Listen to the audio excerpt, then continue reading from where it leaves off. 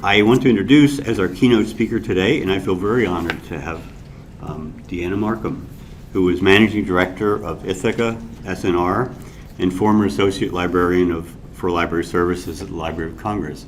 I had the honor to work with Deanna when she was at the Library of Congress. I was a lowly curator at that point, and but also had worked with Deanna quite a bit when she was at CLEAR. CLEAR was always a very good partner for CRL. So please help me, join me in greeting Deanna Marcum.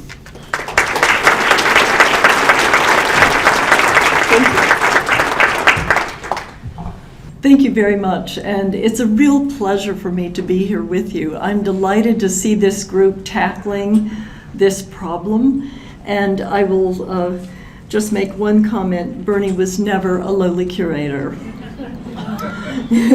He was a fantastic contributor to the Prints and Photographs Division of the Library of Congress, and it's just a great pleasure to be back working with him on this topic. So I've been thinking about preservation for a long time, and it's becoming a more and more important topic to me with each passing year. I'm worried about my own as well as the preservation of paper.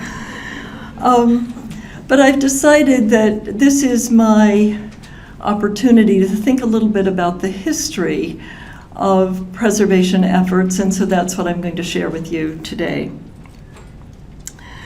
For as long as humankind has been recording thoughts and ideas, we've been concerned about the technologies and processes that will ensure preservation for those records.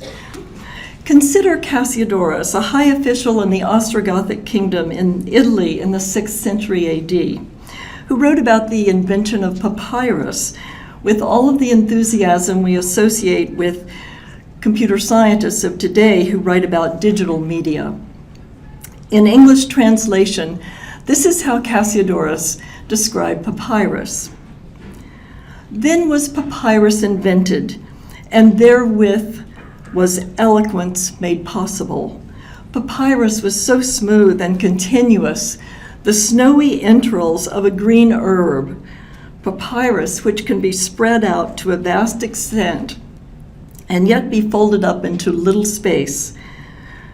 Papyrus, on which white expanse the black characters look beautiful. Papyrus, which keeps the sweet harvest of the mind and restores it to the reader whenever he chooses to consult papyrus. Papyrus, which is the faithful witness of all human actions, eloquent of the past, a sworn foe of oblivion. In the United States, we librarians have been consumed for the first couple of centuries by building collections. Along with the explosive growth that occurred in the post-World War II years, we also began thinking about technologies and processes that would ensure that these materials that we have been gathering would be available for the long term. So what tools and media would we use to guard against oblivion? For centuries, paper seemed to be the answer, but paper manufacturing processes that began in the Civil War era produced acidic paper, and by the 1960s, the evidence of crumbling collections could not be ignored. The Association Research Libraries took note of this and were especially interested in the work that had been done by the Barrows Laboratory and the State Library of Virginia in the 1950s, looking at the catastrophic consequences of acidic paper.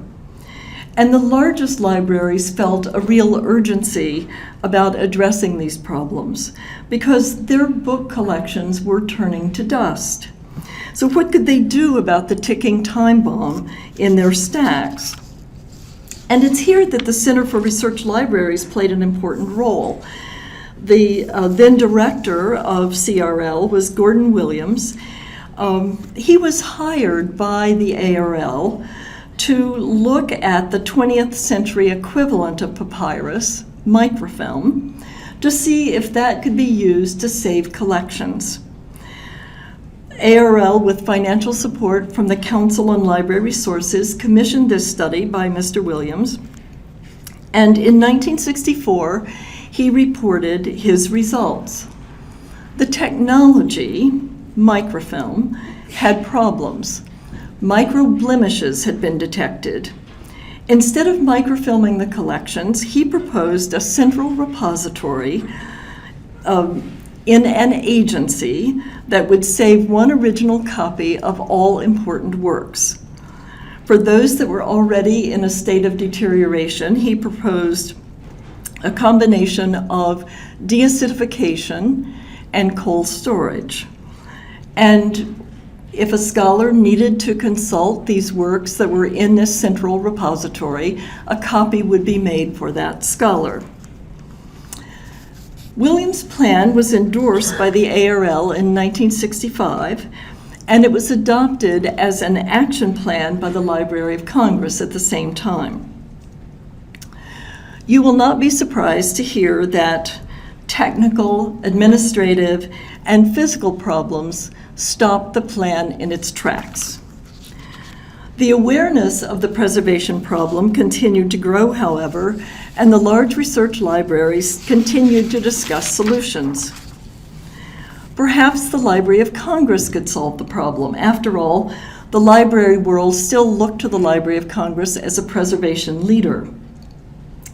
Preservation had been a priority of the Library of Congress since the early 1900s, and by 1923, the Library of Congress had a preservation staff of 60 people, which is remarkable for that time.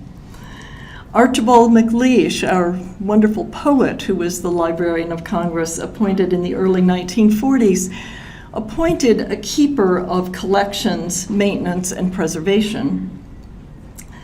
And in the 1960s, when L. Quincy Mumford became the Librarian of Congress, he bolstered the preservation commitment by establishing a national preservation program.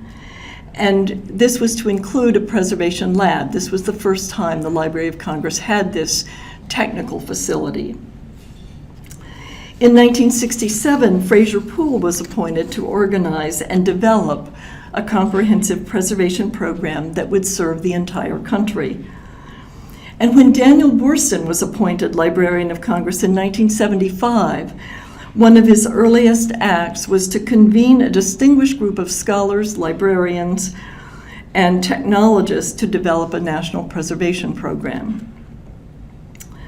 Research libraries appreciated these efforts, but they worried about their own collections too. Warren J. Haas, who was then the University Librarian of Columbia and the elected president of ARL, made preservation a priority for research libraries.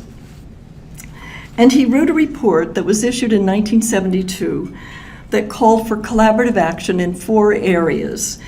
First, for research on deacidification and optimal storage conditions. Second, education and training in preservation and conservation. Third, individual libraries supporting their own preservation programs. And after this, we began to see a lot of preservation librarians being appointed. And fourth, collective action to establish a national preservation collection that would be located in several libraries, but would be specially designated as a national preservation collection. It is on this last recommendation that I want to pause for a moment. What Jim Haas was signaling with this recommendation is that a handful of the largest research libraries were shouldering the preservation burden. And if this was to continue, they needed to have some kind of financial support for serving in that role. The largest research libraries, primarily Harvard, Yale, Princeton, Columbia, New York Public, and the Library of Congress, because at least until recently, have been libraries of record. And throughout their history, they have seen it as an obligation to preserve their collections. But they have not been able to take on the fiscal burden of preservation for the entire country. It's quite understandable that they have searched for collaborative solutions that would result in a national system. So all of these were represented in the Library of Congress's planning meeting for the National Preservation Program, where Daniel Boorstin said, "We are here to preserve civilization. Preservation is the great forgotten problem of our age." With these words, Daniel Boorstin opened the conference at the Library of Congress on December 16, 1976, very shortly after he had been appointed. The group of 50 distinguished participants were motivated by his call to action. He said, "If the preservation problem, the brittle books problem, is one of cataclysmic proportions, it does offer us an opportunity of cataclysmic grandeur to save the record of our civilization, past and future. It is the duty of the Library of Congress to take leadership in this undertaking in a collaborative spirit, appropriate to an institution of collaboration, cooperation, and compromise." In case you've been counting, yes, this is the third time that the Library of Congress announced a National Preservation Program. The library was well aware of the growing problem, as were the other research libraries. The Library of Congress estimated that 6 of its 17 million volumes were in an advanced state of deterioration. The New York Public was in even worse condition, with 50% of its collections in a state of deterioration. Jim Haas, who was the scribe for the proceedings, summarized with this declaration: "Scholars, librarians, and archivists do, in fact, have the responsibility to solve the preservation problem. And that responsibility is not conditional, and it does not depend on public perception or amount of money or anything else. The rate at which things get done is a function of money. Whether or not they get done is a function of people." Despite the gravitas of this meeting, the planning conference for a national preservation program went nowhere. There was too much debate about a centralized agency versus a distributed effort.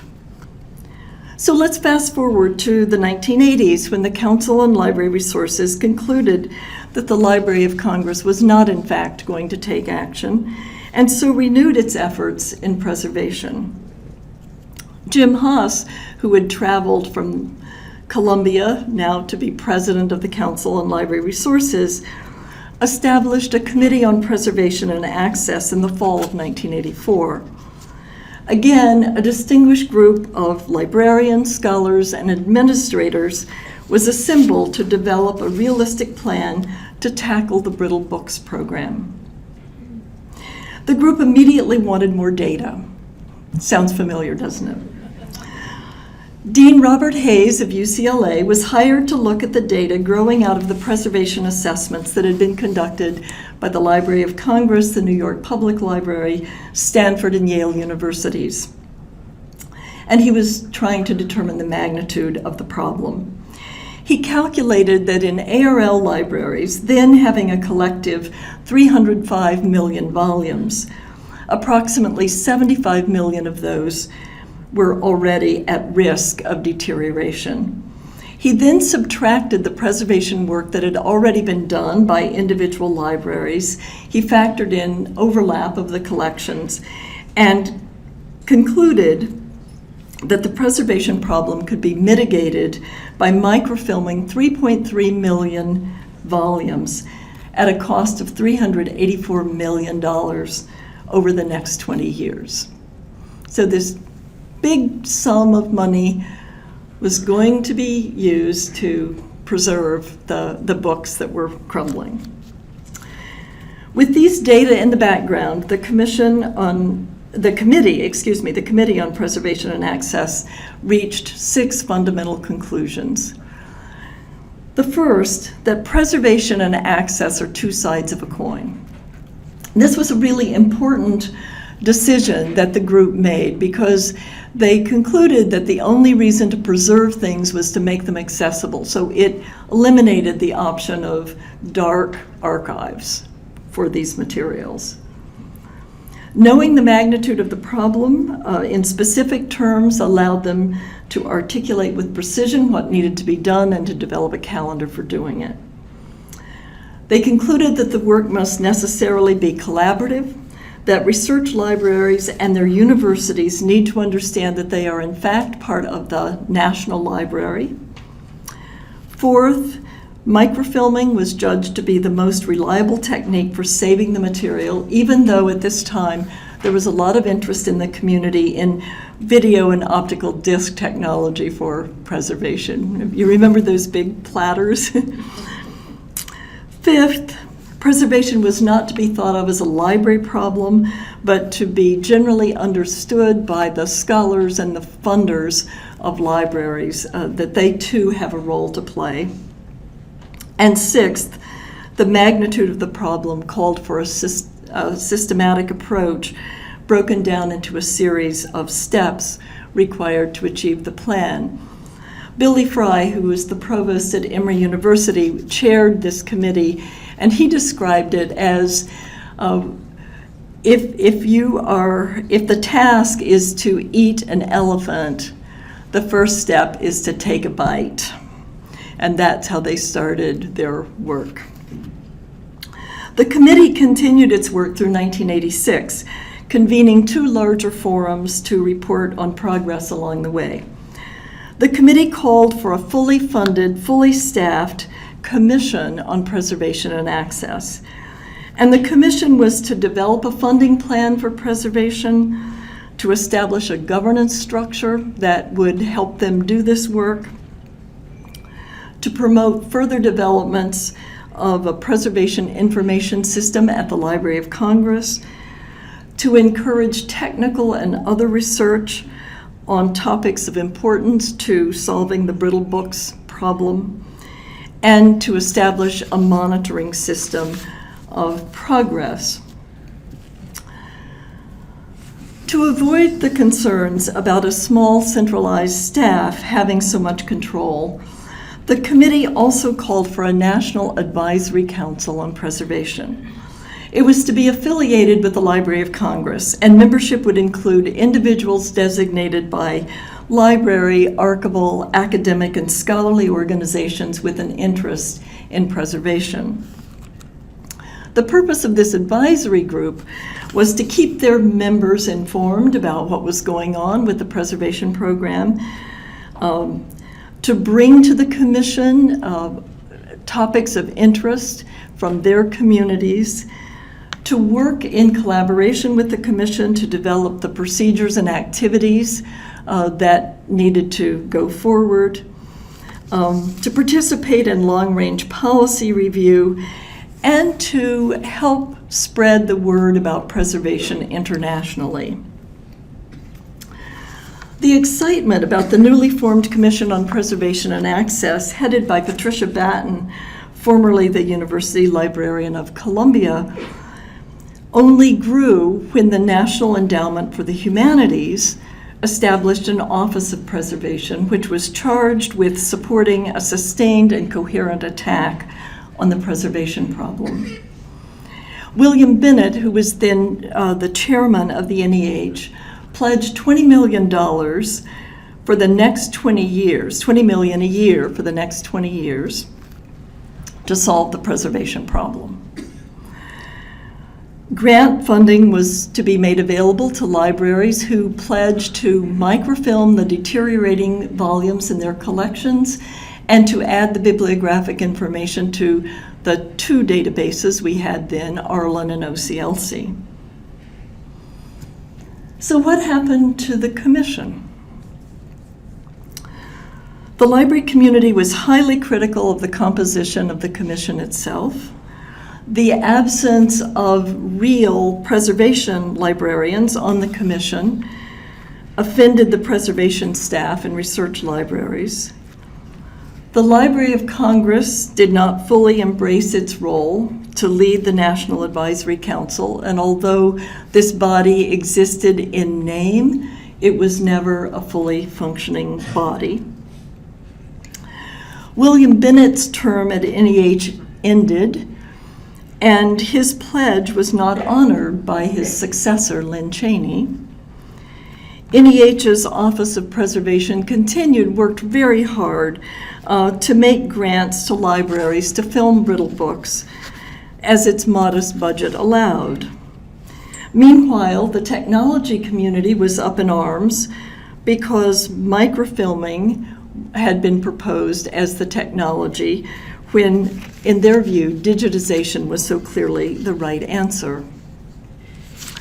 The Commission on Preservation and Access established a group to study the benefits of digitization, but in the end refused to reverse its decision to adopt microfilming as the correct technology.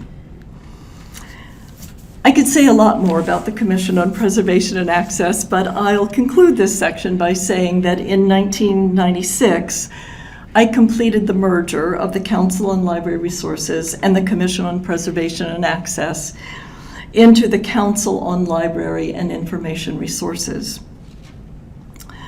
Preservation continued as one of the major programs, but the Commission was disbanded, and libraries everywhere were converting significant portions of their preservation budgets to the new and urgent need to digitize collections. CLEAR also established the Digital Library Federation that brought together representatives of research libraries to determine how digital libraries could be created either separately or collectively. And with a growing interest in digitization instead of microfilming, the Association of Research Libraries, an organization that had preservation as a priority from the very beginning when it was created in the 1930s, disbanded its preservation committee in October 2005. Digital technology generated wild and wonderful aspirations among librarians. The Library of Congress announced that it had in hand private and public funds to digitize a large portion of its primary source material to make it widely available to the public. First, using CD-ROMs to distribute collections to schools and libraries across the country, the American Memory Project launched in the early 1990s and soon became a web-based resource available to the world. The Librarian of Congress referred to American Memory as the National Digital Library, but others in the library community resisted any notion of a central agency taking this position. The Digital Library Federation became even more resolute in its efforts to build a distributed national collection of digitized materials. The idea for creating a specialized corpus of scholarly journals resulted in JSTOR, the not-for-profit initiative funded initially by the Andrew W. Mellon Foundation in the early 2000s. JSTOR was conceived of as a plan that would allow libraries to move print runs of journals out of their overcrowded stacks by making the contents electronically available. In the case of both American Memory and JSTOR, it was evident that the ease and convenience of digitized content was popular with users, and libraries everywhere tried to secure philanthropic funding to do their own digitization of their collections. There were, of course, the usual concerns about intellectual property, technical infrastructure, the things that were needed to provide digital library services, but one of the biggest problems remained that of preservation. How are these digital collections going to be preserved? The Library of Congress had its own preservation lab that was state-of-the-art, and it made the decision that preservation of the original would be part of the workflow of adding content to American Memory. JSTOR's preservation issues were even harder. JSTOR took a curatorial approach to backfile digitization, but they did not include the preservation of born digital materials, such as electronic journals.